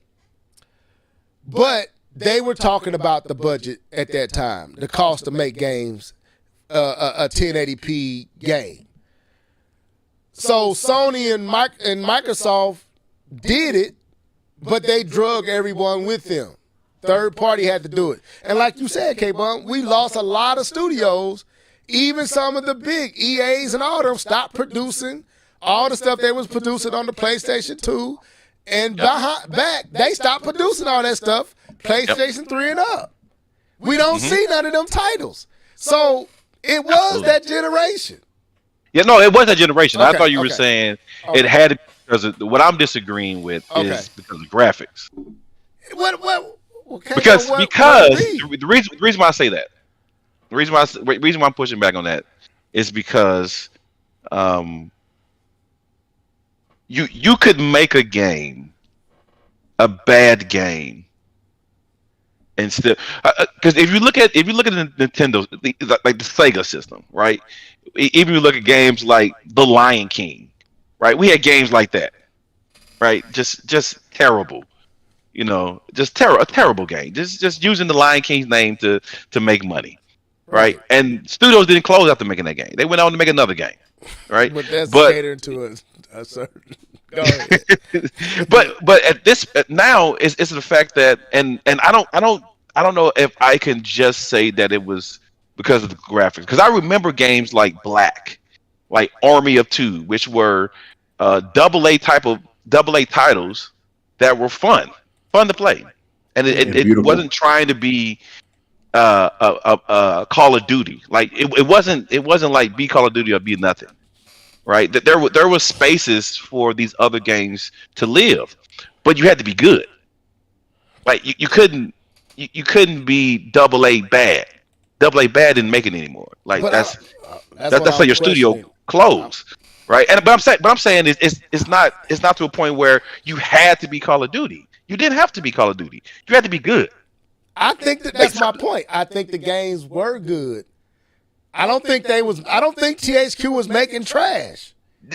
Bro, if you look at all the money they spent off of IP and the quality of those games, like look it up. Look at the quality Yeah. of those games, They the had a lot IPs of that they use. I they had a lot know, of SpongeBob and Incredible. Like, but that's my And how many point. millions they're selling, bro? But With I want to SpongeBob. agree. I Go want to ahead, agree Keith. with Go Elliot ahead, though. Keith. I want to agree with you for a minute because like I do remember that because you think about that time when the PS3 because remember the 360 when it came out it didn't even have all of the features that the PS3 came out with. You know, Sony was really pushing that tech, and they was also pushing the other big thing, flat screen TVs. They was Right. really pushing this tech, and they was trying to get us on this thing like the Bluetooth controller and all this other stuff. Like they were really pushing this, and it to the point where it almost crippled them. And then when you look at the Wii U, I know that's a generation afterwards, quote unquote. Uh, you look at that, and Nintendo said they were struggling to make HD games. Why? 9 times out of 10, because of the graphics, keeping up the frame rate and being consistent with those graphics. I'm not a developer. I know you've seen other sides, K-Bon, but I'm gonna have to say it had to be the graphics because all of these people were learning how to do this stuff. They didn't know how to do it. They didn't know how to push these games to this level. And you got Sony pushing this tech to the point that Microsoft had to revise the 360 to compete. They had to put all of that stuff that Sony came out in that one box. They had to go back and put all the stuff that they sold you separately and put it in one box for the last 360 that they had. But they didn't know, in my opinion, they didn't really know how to make those HD games. And Nintendo just said, nope, we're not even gonna do it. Costs too much. Yeah, it looks bad that they still got standard definition while we're buying $1,000 1080p TVs, $1,500 1080p 1080 TVs. That sounds so ridiculous today. Uh, but we were trying to get onto that tech, and I think that's what it was, and I think that's what pushed the industry um, too far, too fast. I think we would have got there eventually, but I think we could have coasted a little bit more. I don't think we had to jump to where Sony brought us. And I think, and I'm not blaming Sony. I think I'm not blaming Sony, but they did push us to that direction. I feel like too soon. You know, by the time the Wii U came out, was probably the right time for us to have that technology that we had 6 years earlier.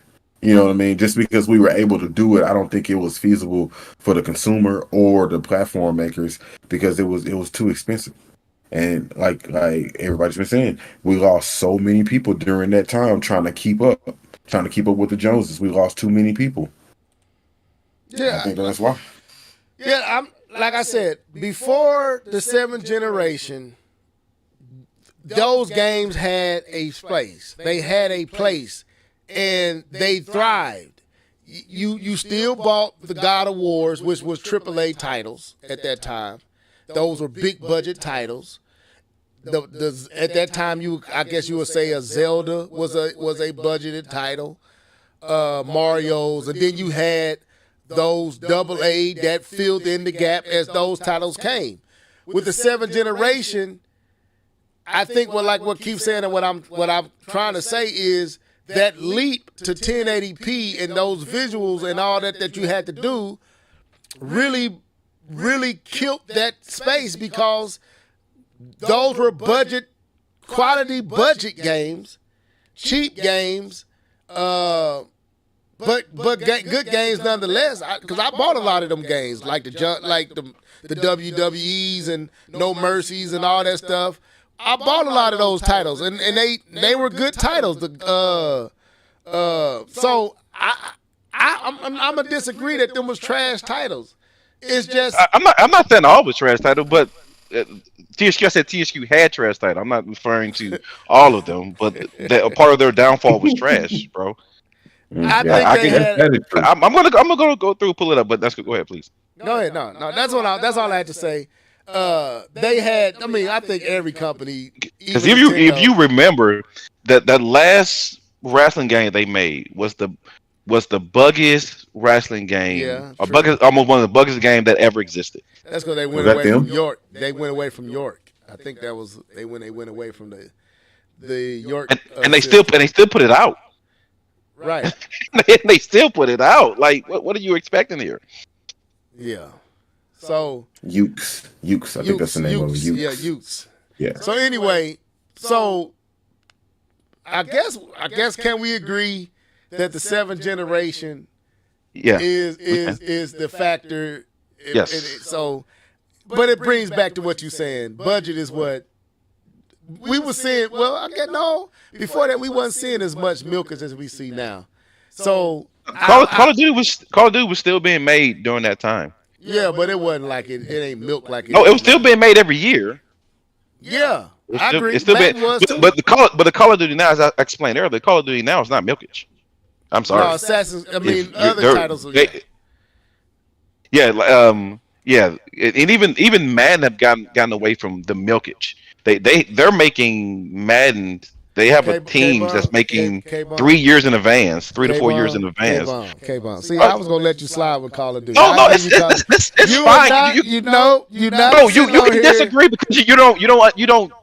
K-Bomb.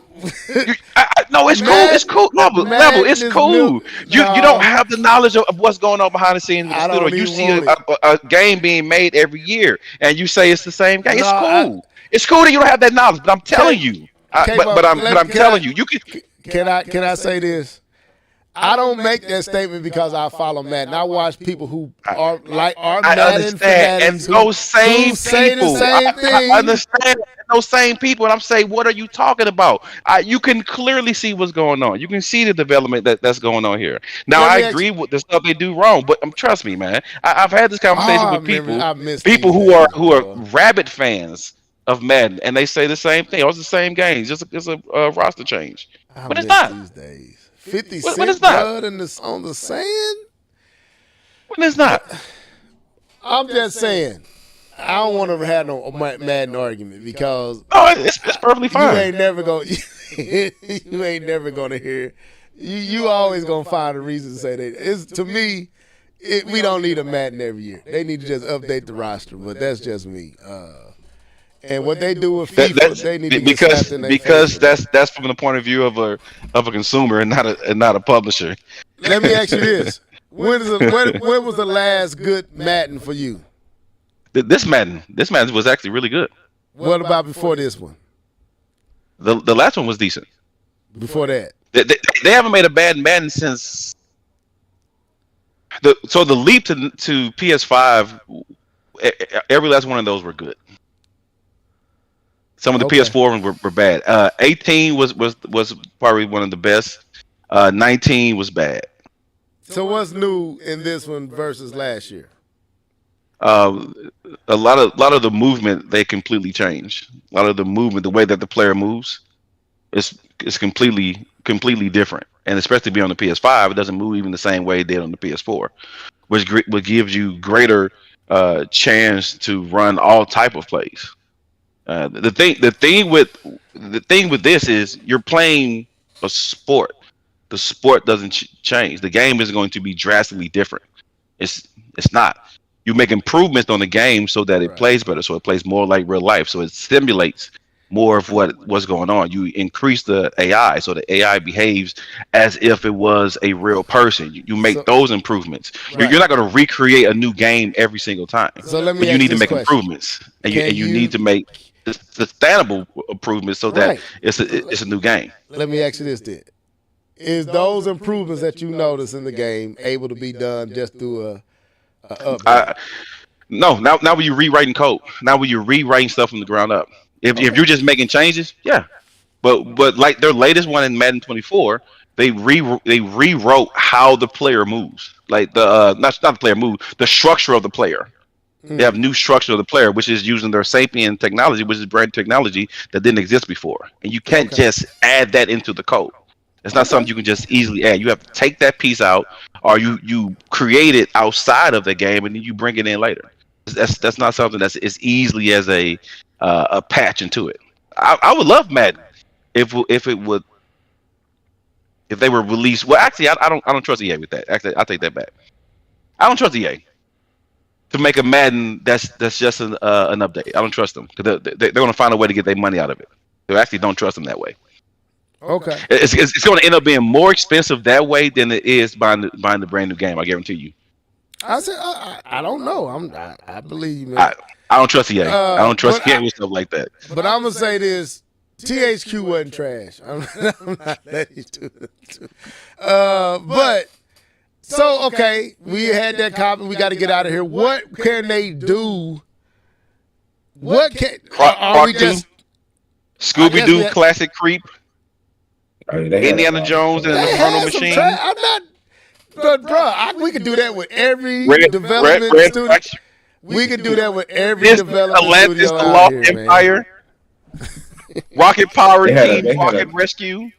They had a Drake and Josh. I was looking at. I was like, a Drake and Josh. Hot Wheels Extreme Racing, Bass Strike, Monster Inc., Rugrats All Grown Up, Scooby Doo and the Cyber Chase, Jimmy Neutron by Genius. Sky Sports, that was at the heyday of Nickelodeon. Power Rangers, The Force. That's Nickelodeon's heyday. Action Man, Search for Base X. Blues Clues. Bob the Builder. You gotta be kidding me, bro. K-Bub, is this what's this? Okay, why you naming all these titles trying to be funny? Why you naming all these titles trying to be funny? What system are them titles for? The PlayStation 2? You see PlayStations. Well, actually, that was before PS2s. That was all right. So Britney's Dance Beat. That's for the PS2. Like I said, Scooby Doo 100 Years of when it Fright. Didn't cost nothing to make these titles. When it didn't cost nothing to make these titles. Nigga, don't laugh at him. Don't laugh at him. Don't even. Don't laugh at this dude. Anyway, Big Mother Truckers. So my point is, let's go wild, Finding Nemo. We gotta hush K-Bub. Buffy the Vampire Slayer. K-Bub, that was PlayStation era. Most of the stuff on the PlayStation was trash. No, I'm on PS2 era now. Let me get the PS3. Was Tomb Raider good? Oh yeah. Tomb Raider was not good on the PlayStation. It's Tomb Raider. I thought it was. You know what the original? The original Tomb Raider was not good. Yes, it was. Yeah, it was. I enjoyed it. Them terrible blocky controls. Here we go. 360 era. 360 era. Drake and Josh talent showdown. Wow. This dude is dirty, man. Zoe 101's field trip fiasco.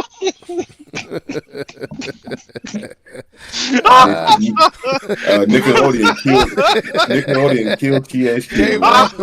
K-Bub was losing his mind over here. K-Bub, y'all, this is... K-Bub is not gonna give these. K-Bub not gonna give these games a chance simply off of the title. He's not giving these games. You don't know these are platformers. Level. What, man? Level. Come on, bro. Come on. I love you, bro, but don't do that. I'm looking at SpongeBob right here. SpongeBob look like a fun game. What about Spyro the Dragon and all them titles? What about Spyro the Dragon? Anyway, so my point is, I'm not letting you do that to THQ. They had some good titles. But the PlayStation 3 and Xbox 360 generation killed everything. Killed everything. So they did. Keith, you got any other thoughts on this subject? What that Drake and Josh get? What score was that?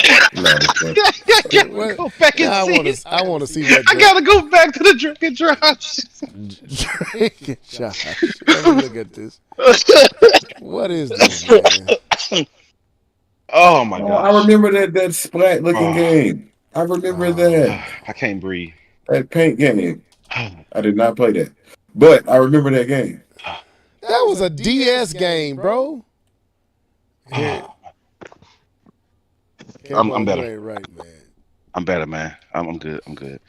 Nintendo Power. Anyway, y'all. So let me see what y'all got to say in the comment section. Nia told me to keep going. Hold on, Nia. I got you. I gotta do you like, nah. Don't do that. Don't do that, Nia. Don't get this dude to continue. Merv Griffin's crosswords. Wait, What? that's for the Wii. They had a crossword game on the Wii, bro.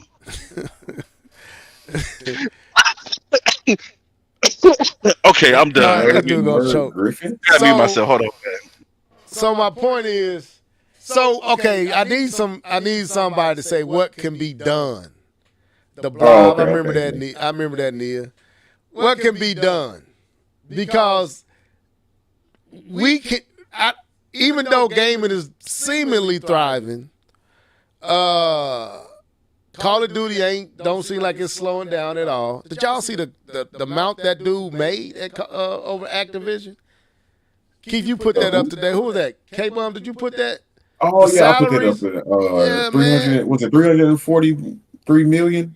It was 100 and something million a year he was making. I thought I saw somebody made 340 something million. No, I didn't see that much. I know it was 100 and something, and then 34 million was the other. The EA direct CEO made 34 million a year. But Okay, so what you want to could know be- what could be I'll tell you. done to absolve and remedy the same game and basically copy paste or copycat games that's trying to follow? What can be done? You gotta support other games. So we got to support indie titles? It doesn't necessarily have to be any titles. I mean, you got Yes. Nintendo and all these other developers that make other games. We can support indie games, but like I said, the big companies still make other types of titles. Like I'm playing that Master Detective game. I would have never tried to play something like that. Now we can just talk about Nintendo alone. You gotta support the Pikmins. You gotta support. But I got a problem with Nintendo Mario too. I got a problem with they make too Nintendo. many format. They make too many format simulators. They but at make least too you can many support one. Mario. They make too many titles with Mario in it. Like Nintendo has a lot of titles, but a lot of them titles is Mario related. Some in some Hold capacity. on, let me. I'm gonna push back on you. How many of those Every titles sports did you title play? they have has Mario in it. Go How ahead. many of those titles? How many titles do you play that got Mario in it? There you go. There you go. I don't. That goes into the support, regardless if they make I'm too not, many. okay. I answer your question since you throw it out there, Keith. I used to buy all them titles. I used to buy Mario Tennis, Mario Golf, Mario Strikers, all that stuff. And I was like, you know what? I want a real basketball game. I want a real golf. If I want to play it, I want to play something more close to real, and something that doesn't make me feel like I'm 2 years old. So that's why I stopped buying all those games, because it was like, you know what? I got enough of Mario. Now, and then when Wii Sports came, Wii Sports cracked all those codes. I didn't need Mario Sports and all that stuff no more, because you got Wii Sports and it does everything I want. So that was another reason. Let me ask you this: Yeah, go ahead. Did you play Paper Mario Origami King? I wasn't into RPGs. Gotta support those type of titles. No, Nintendo don't need me to support. They got enough supporters. Not necessarily that game. I'm just saying those types of titles, like those games, aren't supported like the titles big ones, I like the supported Star on Wars. Nintendo. They don't even like the Star Foxes and the F-Zeros. Come on, all of us. And Okay. the Icarus. I want them titles back. They doing their own level of milkage too, but it's a little different. I'm in agreement. I am in agreement. I'm better. I'm in agreement with Keith. If you want to see new games and different genres, you have to support games. The example I want to use for that, Fortnite. We didn't know what a battle royale shooter was Well, that was free to until play, until Fortnite. No. It has nothing to do with free to play. It has to do with it made money. That's what it has to do with it. We didn't know what it was until Fortnite showed us what a battle royale shooter looks like and how it can be a successful genre. because PUBG was already out before Fortnite. Yeah. PUBG predates Fortnite. PUBG did not have the following that followed Fortnite. And we also had DayZ. DayZ was out too. You had these games that were actually the battle royale shooters, but if they weren't mainstream, Fortnite made it mainstream. Made that type of game so mainstream that everyone else made their version of it. Activision made their version with Warzone. EA made their version with Apex Legend, which just came out to be an excellent game made by EA. Because they saw all the money, and I know Nia part doesn't like this because they took them away from making what's that? The third version of that game. What was that game called? Titanfall. Yeah, man, the same people who made like that. they took them away making Titanfall to make Apex Legends, but people supported that game, and so all these other studios now, even Ubisoft, I think they have a battle royale game, and now you have different type of battle royales. You have wrestling battle royales, and so if you want other IPs, if you want other than just the standard type of game to succeed, then you have to support the other type of games. I think the charge, to be honest, I think the charge starts with indie. I'm going to fully say I believe what is going to lead us into having different type of games is indie. Indie is going to show these big game companies who don't want to take risks that these type of games gamers will play. And that's when they're going to say, well, we can do it too, or you know what, let us try to do it, but let's think of it differently, like Apex was. It was a battle royale, but it was done very different and was very successful. And I think that's where you're going to get that innovation, right? Is indie showing first how to make a different type of game, like Among Us. But can I push back? Let me not. That's not the right thing. I'm not gonna push back. Can I add something that made that's drive a thought? Now, a lot of the people that's they cater to, because even though we play games, the kids that's behind us, one of the problem is they don't want to play nothing but Call of Duties and stuff like that. So to me, that's why Fortnite worked, because it's a shooter. Even though it's doing other things, it's introducing platforming and all that. It's founded on shooting and guns and bullets. And so this generation, these younger gamers, buy into that because it has the thing that they want to do, and that's shoot. So it's still following a lot of the same type. It's still in the same vein. Shooter. What can they do to get games that are not shooters, that are not like that, to become like they used to do back in the day? Like Among Us, like Rocket League, like some of these other indie that were indie games first. Rocket League was an indie game. That was a small in-house game that blew up. Free to play. So basically, because I don't believe free to play. Rocket League wasn't free to play. I'm not saying.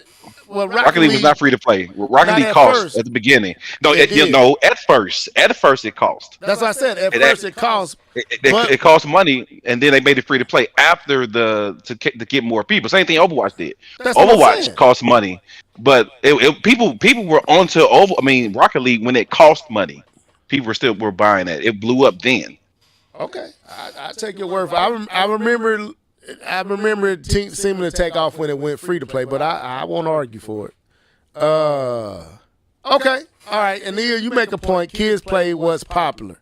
True, I agree with that too. So, all right, Keith. Any I don't have no pushback.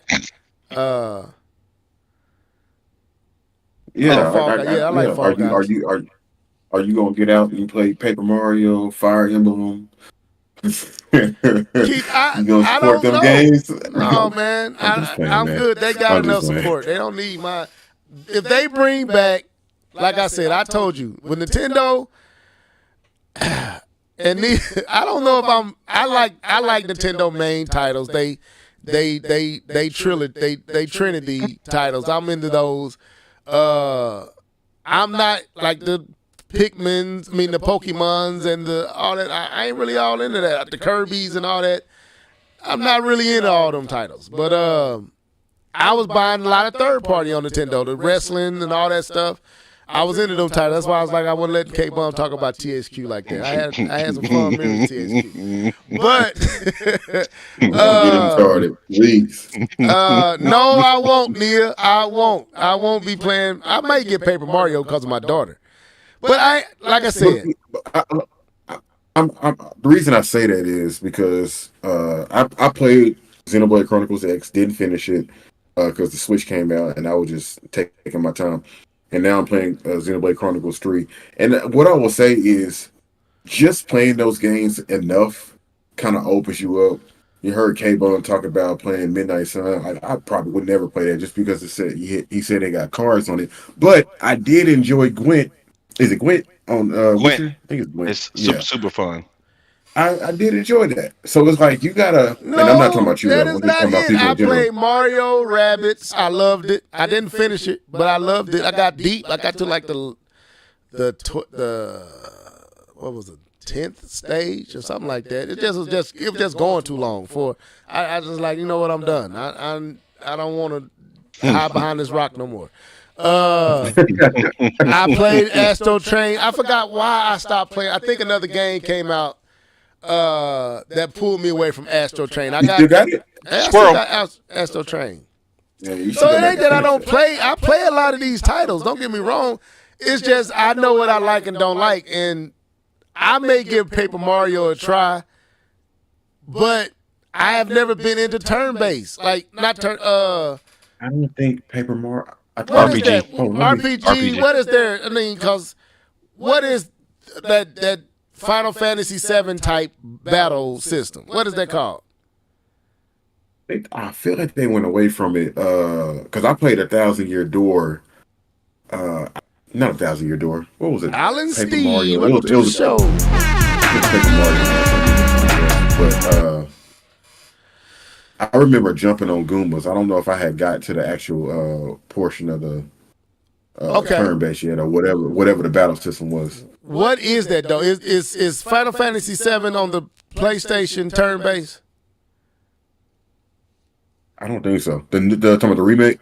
No, not the remake. Final Fantasy VII on the PlayStation, the original PlayStation, was that turn-based?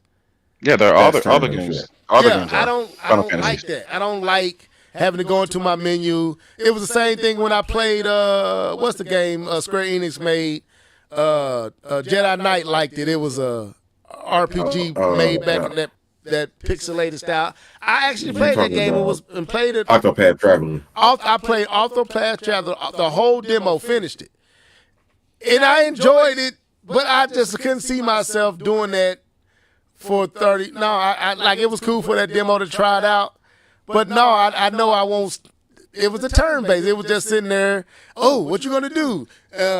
Go into my menu, slash him with an X. I'll come back and watch him slash. Go back in your menu. Put this. And I was like, nah, man. I want to swing my sword, man. I'm cheap. I'm simple like that. So I knew I wasn't gonna get into it, so I didn't buy it. But I did play the demo, so I just stick with what I know. Now that I'm married with kids and I have a wife that is strict with budget, I gotta buy stuff I know. I be getting away with Nintendo because she know I'm a Nintendo guy, so I be sneaking and getting a lot of Nintendo titles. But I gotta buy stuff I know I'm gonna play. Gamefly. That's why I try a game. I try a game. If I don't like it, if I don't like that game, it goes back. I am willing to give a game a try. Cause that's how I found The Witcher.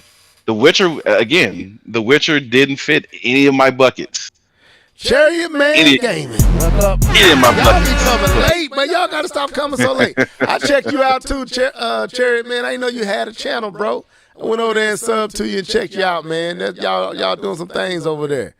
Welcome to the show. Button mashing level. I ain't a button masher. No, that's not it.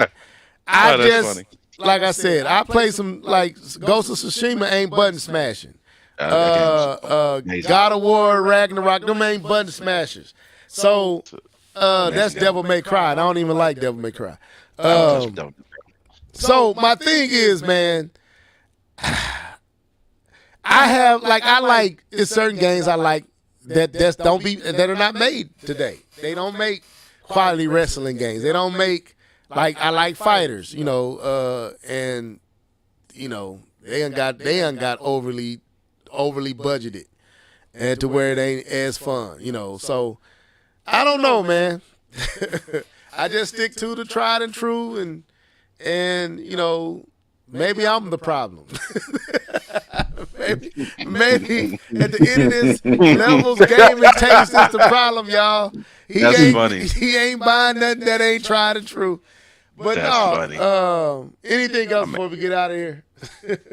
This was way more fun than I thought it was going to be. It was a good cast.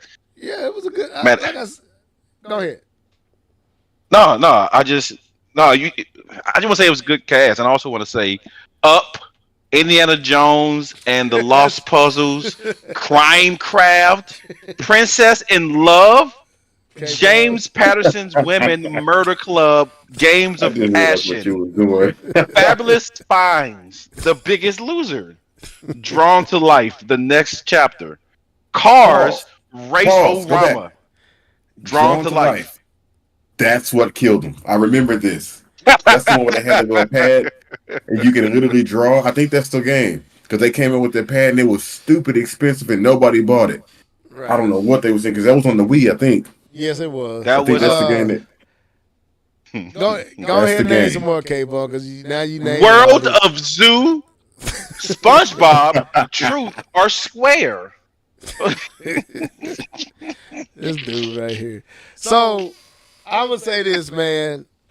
I am willing to try games.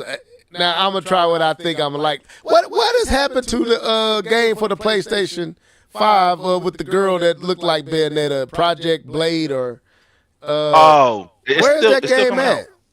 It's coming out this year. When? Oh no. And see, that's another thing. I got all these systems, so like Stella. Stella Blade. Like yeah.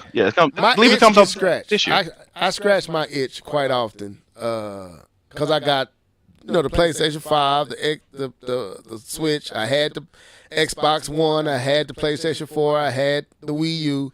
So it wasn't like I just don't buy everything. I don't buy everything Nintendo makes. I never have. No, I'm not, and I'm not gonna start.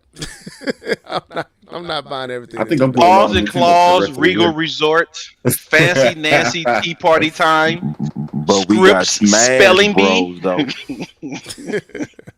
Okay, I'm done for real. So I'm done for real. Okay. In the comments section, Fanatic said, but we got Smash Bros, though. So Neil, you got your comedy from us tonight. Some of y'all done jumped in here late. We got to get off here, fellas. We can't stay on here all night. It's 10 o'clock. Raging Banana. What's up? I ain't see you up in here too. What's up, man? Howdy, she said. What can they do? Real quick in the comment section, I'm going to read some of y'all comments. Nia, Raging Banana, Fanatic, Alan Steed, Chariot Man, what can be done to break the milkage, to break the lactose in gaming? What needs to be done? You heard from us. Let us hear from you. What could be done? I want to hear from y'all.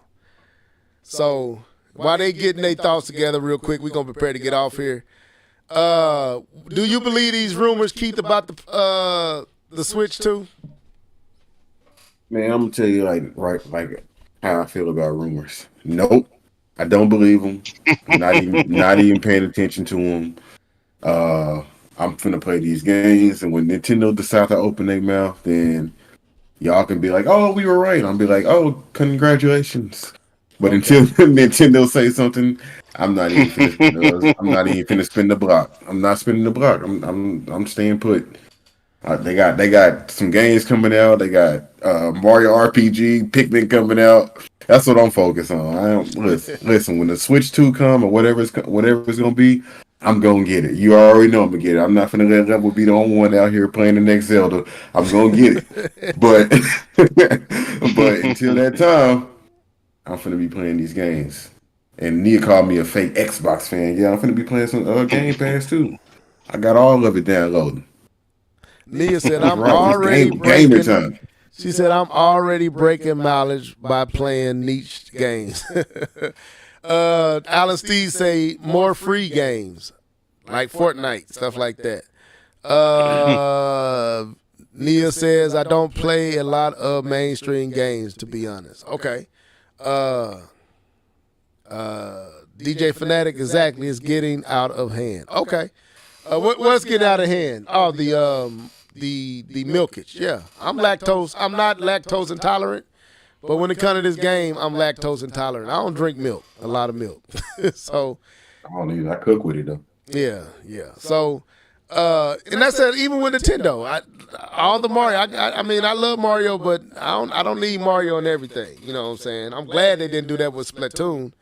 I'm glad they didn't make that Mario characters. I'm glad they didn't listen to Miyamoto and make the Mario characters. So, with that being said, I gotta finish. Man, I ain't gonna even talk about that. I haven't put Splatoon in since we stopped playing it, and I didn't even beat. Anyway, I wasn't there for the multiplayer. I mean, the single player on it don't. After the first one, I was good. I was there for the multiplayer, and if y'all was playing, huh? I said I like the bosses. The bosses was kind of fun. In the first one, yeah. The second one is kind of like more of the same, and then the third one, more of the same. And I'm good. I've been through this, the rhythm based. But I mean, I ain't knocking it. If they make it into an actual game where they put some real time and energy in it, I'll play that. I think it'll be fun. But I'm good for what the little side game. I'm there for the multiplayer. But, we can't talk to nobody because, you got to use your phone and everything freezing and sending you back out. Oh, man, I'm sorry. Man, sorry, that was terrible. That was terrible, man. Trash. $60 for what? 3 days. What, we played it for 3 days. This came up. That's your fault. Slap yourself. Your fault. Oh my God! I played it with y'all though. Said we was not getting that game. Hey, fellas, I think I got it coming in with GameFly. And we went out there and bought it to play it 3 times. You did. I sent mine back though.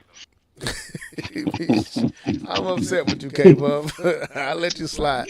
But anyway, this was the show. Let me see what else they saying down here.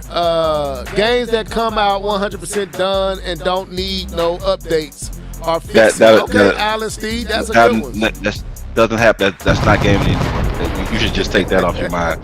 You just hope that they're not too broken. But they're not.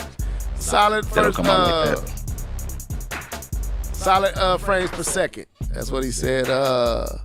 Anyway, but with that being said, this was the Live and Level Gamers podcast. Next week we may tackle that topic of Microsoft's contributions to gaming. Whole podcast about what Microsoft has done for gaming. I'm going to do some research. So cute. Yeah, look at you, Kate. You dirty. You the one who wanted to talk about it, but you want to I do want to talk about it. It's still cute. It's cute. Why you doing that? This is cute. Anyway, K-Bub be coming with these offline little comments, man. It ain't perfectly timed. Let me catch you off guard. Oh, man. Anyway, so thank y'all for tuning in. Nia, Alan, Steve, Fanatic, Rage of Banana. Some of y'all jumped in here too late. Chariot, man, I'll be checking you out over there, man. And I'm enjoying y'all jumping in here, man, joining in with us, spending some time with us, man. We're going to keep this thing, we'll try to stay consistent. So we'll be back next week, 8:20. And why we do that? Because we give ourselves a cushion to get stuff right. What'd you say, Nia? A petty podcast.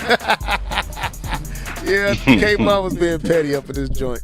But yeah, I'm gonna let these dudes sign out. Starting with you, K-Bump. Go and sign out, man.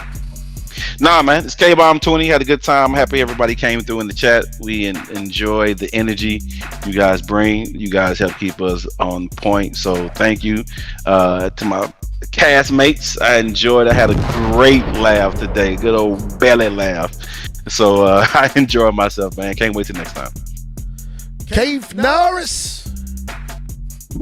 Oh man, I just read what you said. A PD pocket. No, man, Microsoft, man. Come on. But anyways, yeah, man, I enjoyed myself tonight.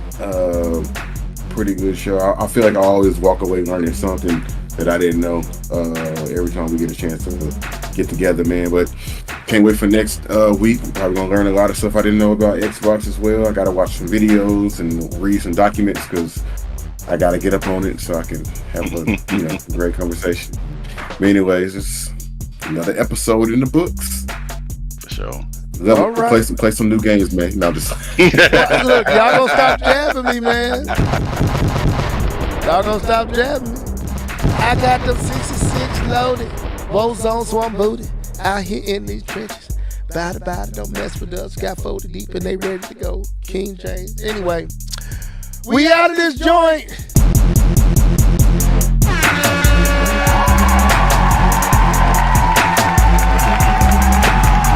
But we got smashed, bro. But we got smashed, bro. We got smashed, bro. But we got smashed, bro. But we got smashed, bro.